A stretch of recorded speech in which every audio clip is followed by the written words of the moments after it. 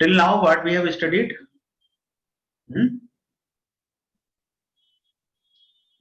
Till now, we are knowing that we are having fluctuating stresses. Fluctuating stresses categorized into first one is you can say where sigma m and sigma a both are existing, not equal to 0. This is our one case. The second case, which is sigma m is equal to 0, sigma a is not 0. So this case is known as reverse bending. Reverse bending. For the reverse bending, we have two cases. One is infinite life and one is finite life. For the infinite life, we can say sigma amplitude is given by SC divided by Fs. Now, this is the condition for infinite life. For finite life, we are using SN diagram. We are using SN diagram. These are the two cases for the fluctuating stresses. In this case, where sigma m and sigma a both are not 0, so we are utilizing Goodman theory. We are utilizing Soderberg. We are utilizing Gerber. Okay. So in the previous class, we have solved a numerical. This numerical we have solved. So in this numerical, what we have done, just have a recap. First here we have calculated SC dash. So SC dash is given by 0.5 of SUT. SUT is given in question 600. Then we have calculated SC. SC is given by KA, KB, KC, KD, KE and SC dash. Now we have analyzed all the factors, multiplied with SC dash, then we have calculated SC. Okay. There is a force acting. The minimum force is minus 50 Newton. This is the minimum force. This is the maximum force. So by the minimum force, we have calculated bending moment, minimum bending moment, MB min. Then we have calculated the maximum bending moment, MB max. MB min is given by force into distance. So distance is 100 in our case. Distance is 100. Force is minus 50. So we have calculated minimum bending moment, force into distance. Similarly, maximum bending moment, maximum force 150. So by getting MB min and MB max, we have calculated MB mean. Then we have calculated MB amplitude. Clear? By getting MB mean, we can find bending stress mean. Then we can find from MB amplitude, we can find bending stress amplitude.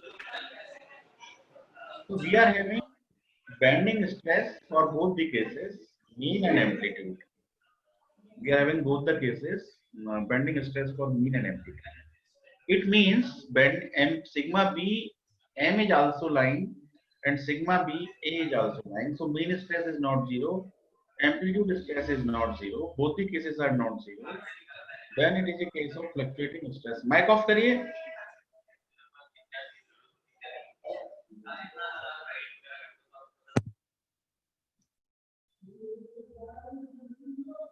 So mean bending stress and amplitude bending stress both are lying.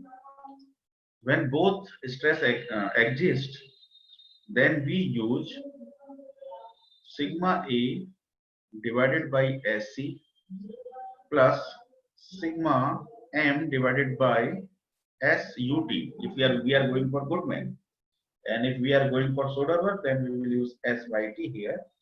So by Goodman, we are using SUT over here equal to 1 by factor of safety. So this is the general equation for the Goodman theory. So here, sigma A is available. Sigma A is available in the form of D.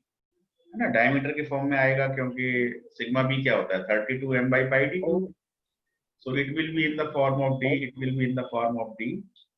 So you can put sigma A and sigma m in the form of D. SC you are already having, SUT you are already, it is given in question. So you can find the factor of safety is given in question. So you can find the diameter D from here.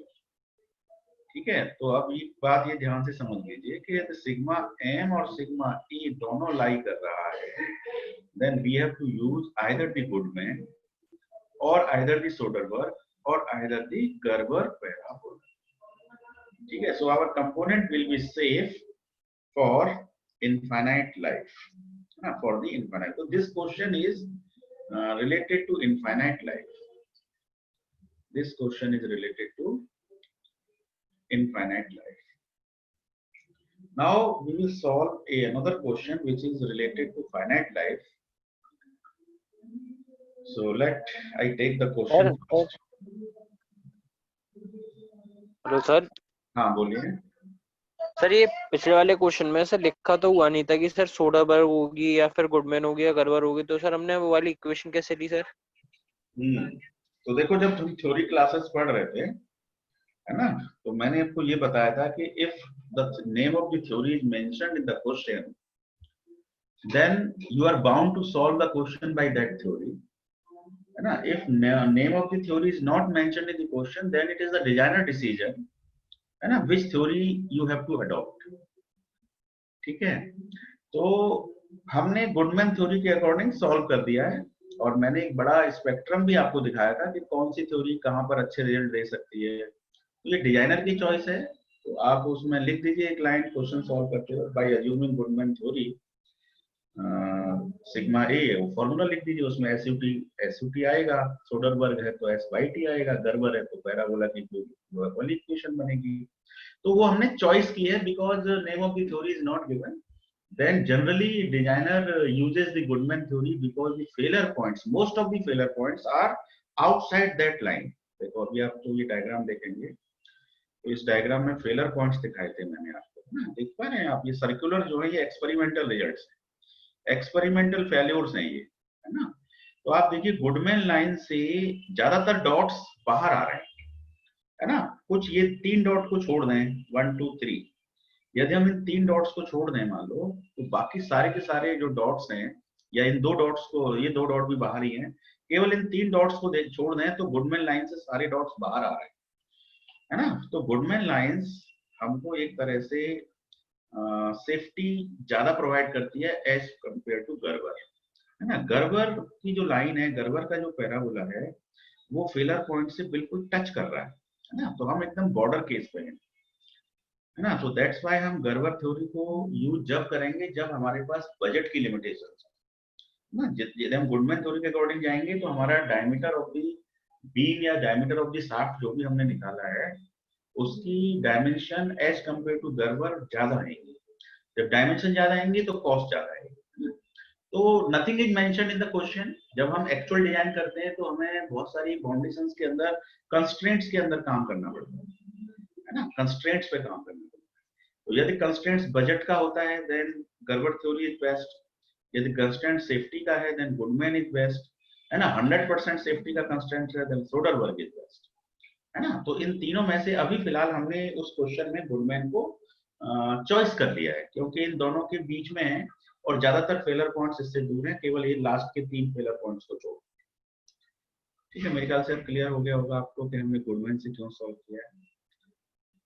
तो ये question हमने किया infinite life का. अब हम चल रहे हैं फाइनाइट लाइफ के क्वेश्चन पे चल रहे हैं. इस क्वेश्चन को ध्यान से समझिएगा, ठीक है. इसमें कैंटिलीवर है ना. पिछले वाले क्वेश्चन में भी कैंटिलीवर ही था, ये देखिए, इसमें भी कैंटिलीवर था, इसमें भी फोर्स था. फोर्स की वैल्यू -50 से +150 आ रही थी, इसमें भी कैंटिलीवर है. है ना, इसमें भी फोर्स P है। P की वैल्यू जो है यहाँ पर 75 से लेके 150 न्यूटन के बीच में वेरी कर रही है। तो 75 जो है वो आपका P मिनिमम है, it is the minimum force, and 150 is the maximum force. ठीक है, जब P मिनिमम पता है, P मैक्सिमम पता है, तो P मिनिमम की हेल्प से आप बेंडिंग मोमेंट निकाल लोगे, है ना। बेंडिंग मोमेंट क्या होता है, फोर्स इनटू डिस्टेंस। तो you can find MB minimum, है ना, फोर्स इनटू डिस्टेंस। फोर्स कितना है 75 और डिस्टेंस कितनी है 500, तो आपको मिनिमम बेंडिंग मोमेंट मिल जाएगा और इसकी यूनिट क्या हो जाएगी, न्यूटन मिलीमीटर, है ना। मैक्स, तो MB मैक्स आप कैसे निकाल पाएंगे, 150 आपका फोर्स है, डिस्टेंस 500 है, तो 150 इंटू 500 आप करेंगे, then you will have newton millimetre. उसी तरह से हो गया। अब यहाँ पे तो न्यूमेरिकल वैल्यू अवेलेबल है।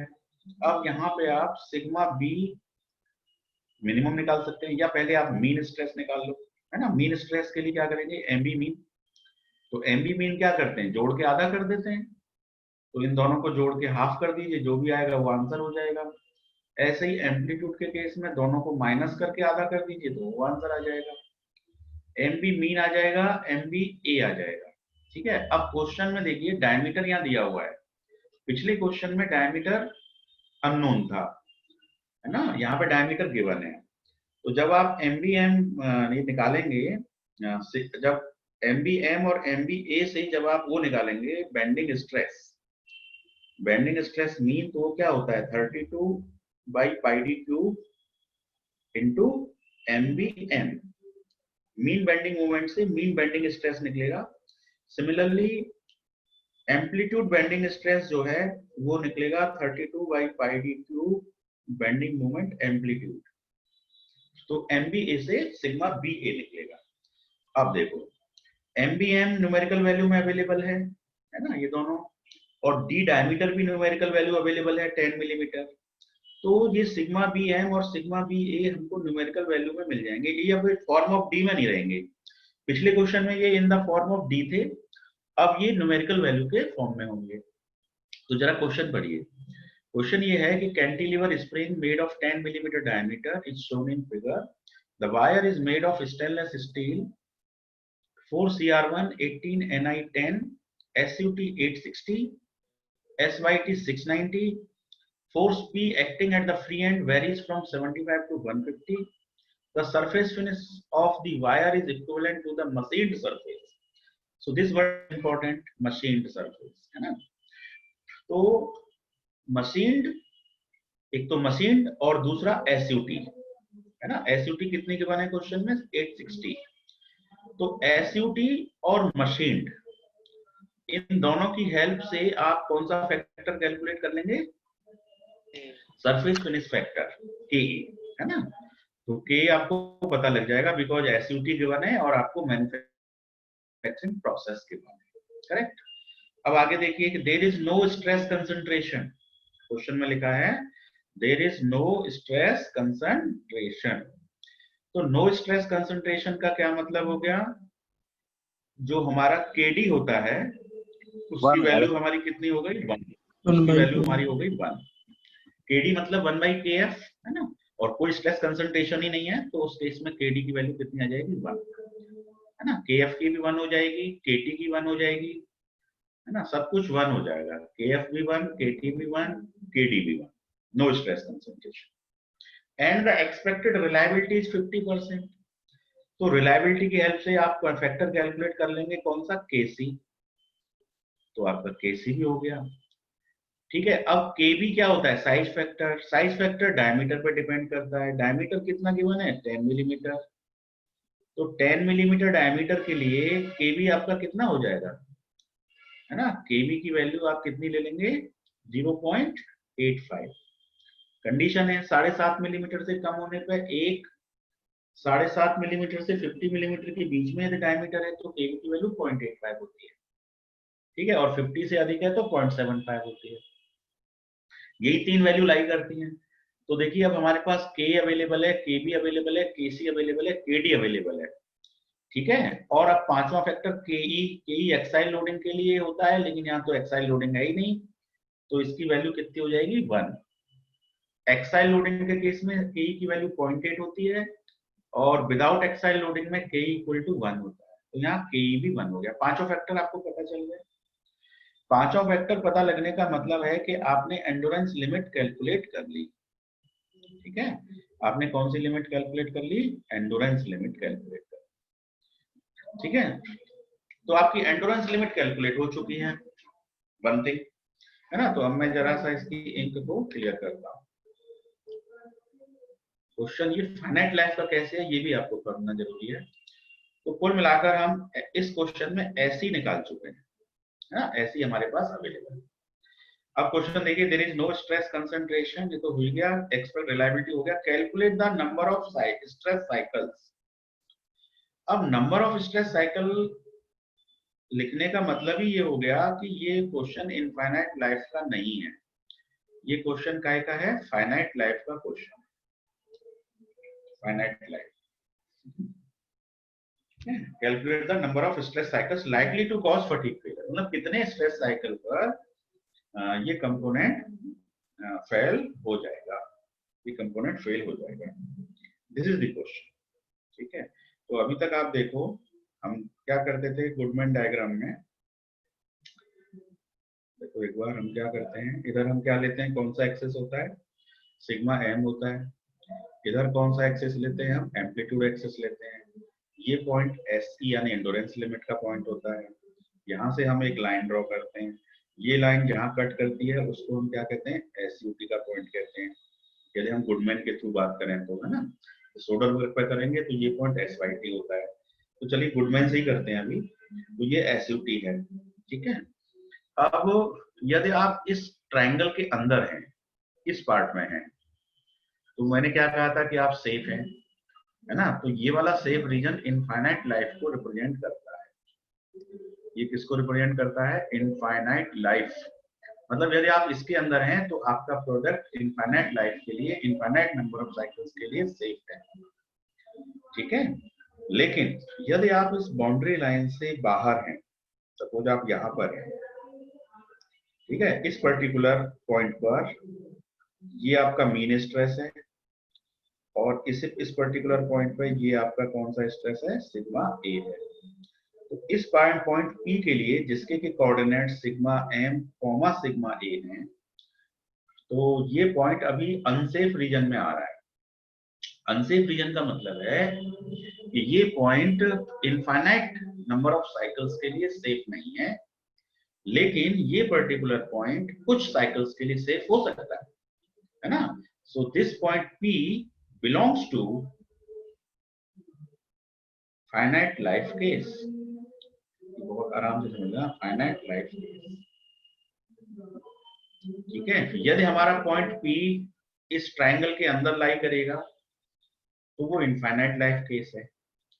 ठीक है, इस ट्रायंगल के अंदर लाई करेगा। यदि वो इस ट्रायंगल से बाहर लाई करेगा तो वो फाइनाइट लाइफ केस है। ठीक है, तो अभी हमें ये देखना है कि हमारा जो पॉइंट P है वो हमारे क्वेश्चन में अंदर लाई कर रहा है या बाहर लाई कर रहा है। ठीक है, क्योंकि क्वेश्चन की लैंग्वेज ये है कि find the number of cycles, इसका मतलब वो फाइनाइट लाइफ केस है, तो सीधा सीधा ये है कि पॉइंट P बाहर ही लाई करेगा, पॉइंट P जो है वो बाहर लाई करेगा। लेकिन फिर भी अपनी चॉइस के लिए आप थोड़ा सा डायग्राम बना के देख सकते हैं।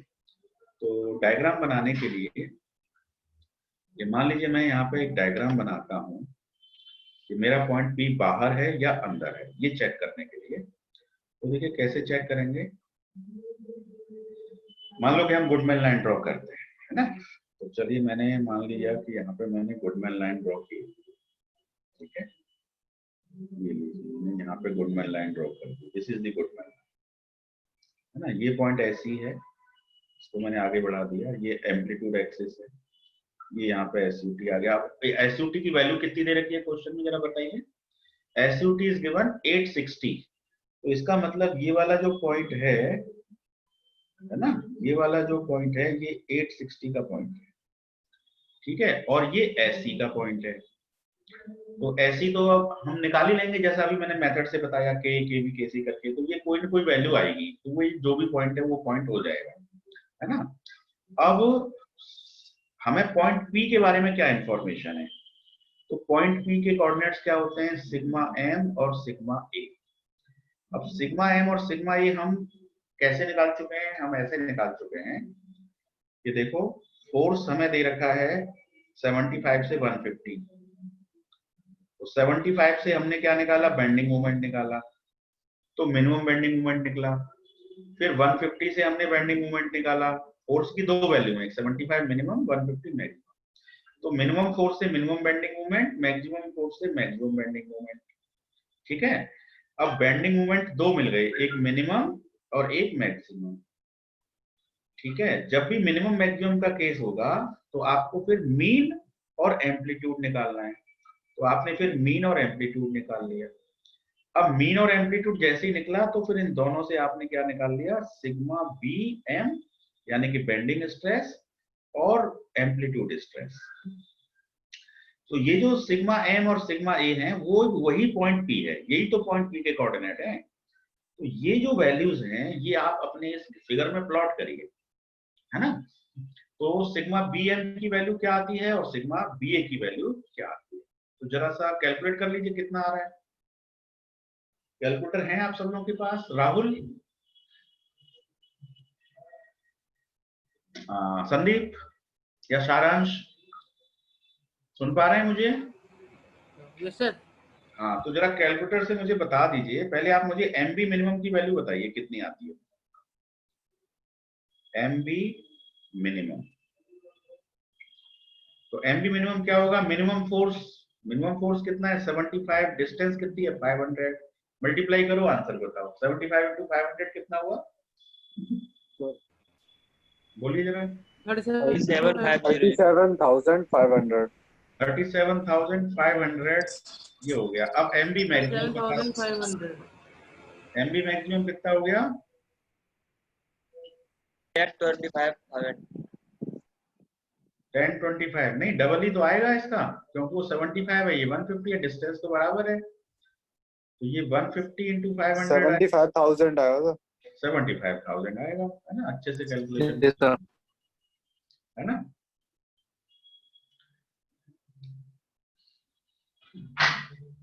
हाँ, मेरी क्लास से जरा उधर से मुकेश जी से मिल लीजिए, मुकेश जी से। तो 75,000 आ गया, है ना। अब इन दोनों को जोड़ के आधा कर दो तो मीन बेंडिंग मोमेंट आ जाएगा, तो दोनों को जोड़ के आधा कर दीजिए, बताइए कितना आ रहा है एम बी मीन। 56,250 250, ठीक है। 56,215 तो मीन आ गया, सर। 250 50 50 50 आ रहा है ना। 50 सर। ओके ओके, तो ये हो गया 56,250। अब आप एम्पलीट्यूड में निकालो, दोनों को घटा के आधा कर दो, दोनों को घटा के आधा कर दो, तो कितना आ रहा है, 18,750। वेरी गुड, ये हो गया। अब आप इस मीन से बेंडिंग स्ट्रेस निकाल लो, मतलब सिग्मा एम निकाल लो। तो सिग्मा एम क्या होता है, 32 इंटू मीन बेंडिंग मोमेंट यानी कि 56,250 divided by pi D cube, और डी की वैल्यू हमारे क्वेश्चन में कितनी है 10, तो पाई इंटू 10 क्यूब कितना हो गया मीन स्ट्रेस। इसको सॉल्व कर दो,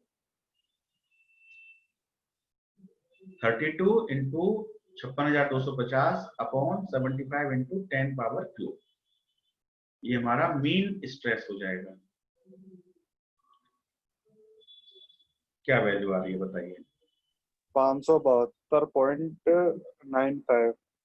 572.95 मेगा पास्कल, ठीक है, ये स्ट्रेस है। ऐसे ही आप सिग्मा ए निकाल लो, सिग्मा ए क्या हो जाएगा 32 into 18,750 divided by pi D cube, D की वैल्यू 10 है, तो इसको सॉल्व कर दीजिए, तो ये आपका सिग्मा ए आ जाएगा। तो एक वैल्यू तो ये मिल गई मीन की 572 पॉइंट समथिंग, और सिग्मा ए बता दीजिए कितना है, तो ये हमारे पॉइंट ई के कोऑर्डिनेट्स हो जाएंगे दोनों,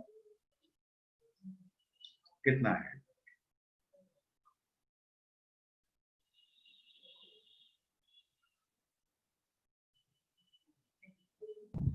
198.99 198.99 मेगा पास्कल, ठीक है। 190.98 190 है क्या?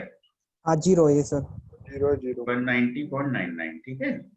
अब देखो, अब सिग्मा एम भी मिल गया, सिग्मा ए भी मिल गया। सिग्मा एम है 572, सिग्मा ए है 190 पॉइंट समथिंग।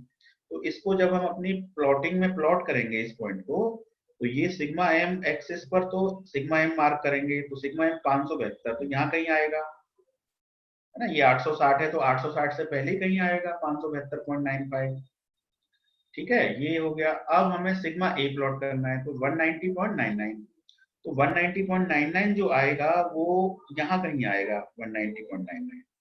तो जब हम इन दोनों को मिक्स करेंगे तो हमें पता लगा पॉइंट पी जो है वो हमारे ग्राफ से बाहर आ रहा है ना। पी के कोऑर्डिनेट है 572.95 कॉमा 190.99। अब ये पॉइंट हमारी बाउंड्री लाइन से यानी गुडमैन लाइन से बाहर आ रहा है। बाहर आने का मतलब है कि ये फाइनाइट केस है ना। क्वेश्चन में भी हमको साफ साफ दिख रहा है calculate the number of stress cycles. इसका मतलब पॉइंट पी गुडमैन लाइन से बाहर आएगा, ये समझने की जरूरत है। यदि इनफाइनाइट लाइफ केस होगा तो पॉइंट पी अंदर आएगा। तो जब इनफाइनाइट लाइफ केस होगा तब तो हमको ये फॉर्मूला यूज करना रहता है, sigma a divided by s c plus sigma m divide by s u t equal to 1/n। ये फॉर्मूला कब यूज करते हैं? जब इनफाइनाइट लाइफ का केस होता है। लेकिन हमारा क्वेश्चन तो इनफाइनाइट लाइफ का है ही नहीं, तो फिर हमें कौन सा थ्योरी यूज करना पड़ेगा? फाइनाइट लाइफ के लिए हमेशा एसेंट डायग्राम यूज करना पड़ता है। कौन सा डायग्राम यूज करना पड़ता है? Ascent diagram. चाहे रिवर्स बेंडिंग हो चाहे फ्लक्चुएटिंग स्ट्रेस हो। रिवर्स बेंडिंग होगा तो भी एसेंट डायग्राम यूज करना पड़ेगा फाइनाइट लाइफ में, या फ्लक्चुएटिंग स्ट्रेस होगा तब भी एसेंट डायग्राम ही यूज करना पड़ेगा। करेक्ट। तो अब हम एसेंट डायग्राम कैसे यूज करते हैं ये इंपॉर्टेंट है। तो हम क्या करते हैं, देखो ये जो पॉइंट है एस ई का, इस पॉइंट को मान लेते हैं कि ये ए पॉइंट है, और इस पॉइंट को मान लेते हैं कि ये बी पॉइंट है, ठीक है। इस पॉइंट को मान लेते हैं कि ये सी पॉइंट है, ठीक है। और इस पॉइंट को मान लेते हैं कि ये डी पॉइंट है ना। डी, ये तो पी पॉइंट, इस पॉइंट की तो कोई जरूरत नहीं पड़ेगी। अब इस पी पॉइंट और बी पॉइंट को हम क्या करेंगे? ज्वाइन करेंगे। बी पॉइंट और पी पॉइंट को ज्वाइन करेंगे, है ना। ये ध्यान से देखो, मैं थोड़ा सा कलर बदल देता हूँ फिलहाल।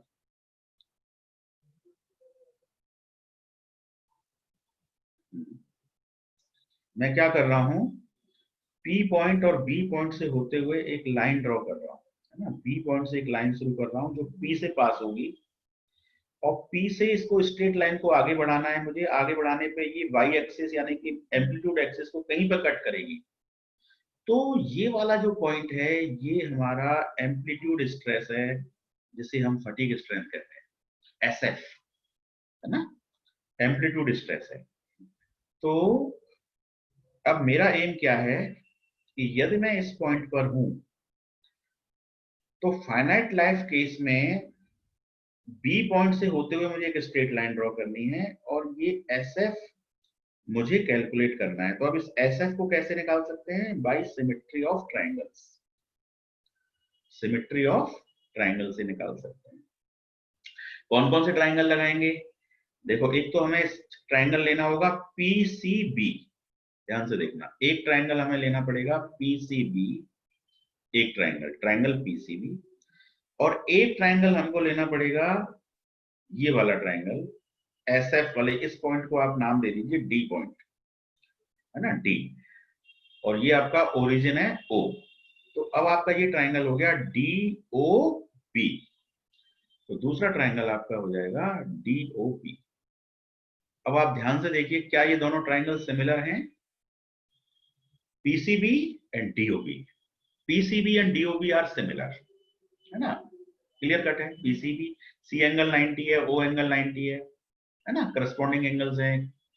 तो दिस इज सिमिलर ट्राइंगल, है ना। और बी एंगल कॉमन है, दिस सिमिलर ट्राइंगल। तो सिमिलर ट्राइंगल्स की साइड्स क्या होती हैं? प्रोपोर्शनल होती हैं, है ना, प्रोपोर्शनल होती हैं। तो बड़े वाले की हाइट अपॉन छोटे वाले की हाइट इक्वल टू बड़े वाले का बेस अपॉन छोटे वाले का बेस, ऐसे अपन लगा सकते हैं। तो बड़े वाले की हाइट क्या है? ओडी। अब ओडी कैसे निकालोगे? डायग्राम में देखो ओडी कैसे निकलेगा, S F minus zero, S F minus zero divided by OD क्या है? S F minus zero, origin पे तो जीरो है ना स्ट्रेस, तो S F minus zero divided by छोटे वाले की हाइट क्या है? अब छोटे वाले की हाइट आप देखें तो छोटे वाले के लिए ये जो हाइट है पीसी, पीसी आप कैसे निकाल सकते हैं? 572 में से आप क्या माइनस कर देंगे? जीरो। ये वाला पॉइंट 572 को रिप्रेजेंट कर रहा है ना, तो आप लिख सकते हैं 572.95 माइनस जीरो इक्वल टू, अब छोटे बड़े वाले का बेस, बड़े वाले का बेस क्या है? ओसी, ओबी। बड़े वाले का बेस क्या है? ओबी। छोटे वाले का बेस क्या है? सीबी। तो पहले ओबी निकालिए, ओबी क्या है? 860 माइनस जीरो, तो आप सिंपली लिख दीजिए 860 minus zero divided by CB. CB कैसे निकाल सकते हैं? 860 माइनस 572, तो 860 माइनस 572.95 जो भी आया था आपका। तो अब इसमें अननोन क्या है? एसएफ, तो यहां से आपको एसएफ मिल जाएगा। क्या मिल गया आपको? एसएफ। ठीक है, एसएफ की जो भी वैल्यू आएगी, जरा सॉल्व कर दीजिए, कितना एसएफ आ रहा है आपका?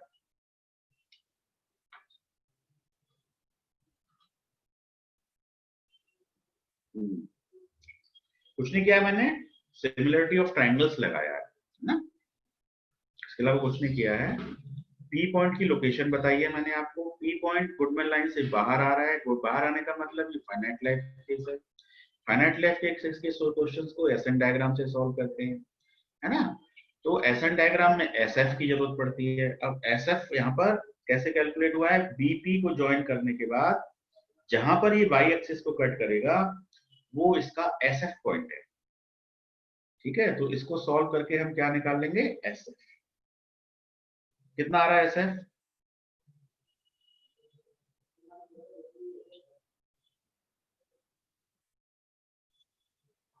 ठीक है, चलिए जो भी आएगा एसएफ आपको मिल गया। अब एसएफ के बाद क्या करना है वो देखिए जरा।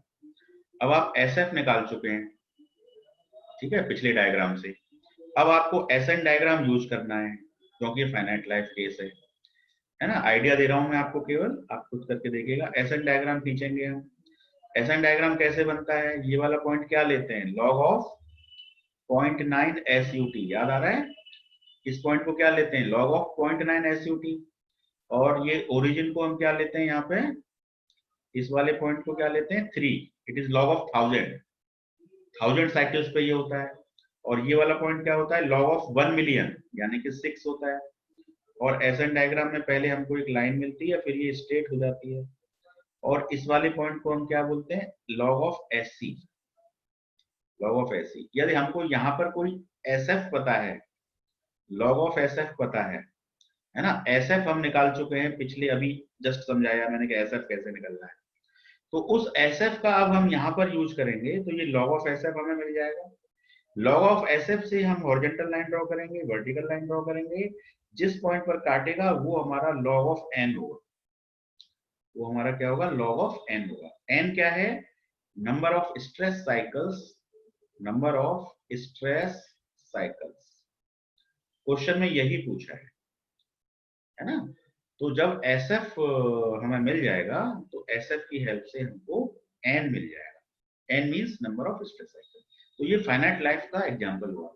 तो फाइनाइट लाइफ के एग्जांपल में आपको थोड़ा सा लेंदी हो जाता है क्वेश्चन। पहले तो आपको गुडमैन लाइन की हेल्प से एसएफ निकालना है, फिर आपको एसएन डायग्राम की हेल्प से कैपिटल एन निकालना है। Capital N is the number of stress cycles. ठीक है, so this is the sufficient input for solving the finite life cases, है ना। finite life case का sufficient input है। इसका आंसर मैं आपको व्हाट्सएप कर दूंगा, तो इसको सॉल्व करिएगा। कोई प्रॉब्लम होगी तो हम लोग कल की क्लास में पुनः इसको, इसी क्वेश्चन को फिर डिस्कस कर लेंगे। तो अभी इसमें कोई आपकी क्वेरी हो तो प्लीज आस्क। मैं इसको जरा स्टॉप शेयर करता हूँ। आप सब अनम्यूटेड हैं, मैंने सब अनम्यूट हो सकते हैं आपसे। If you have any query please unmute your mic and ask.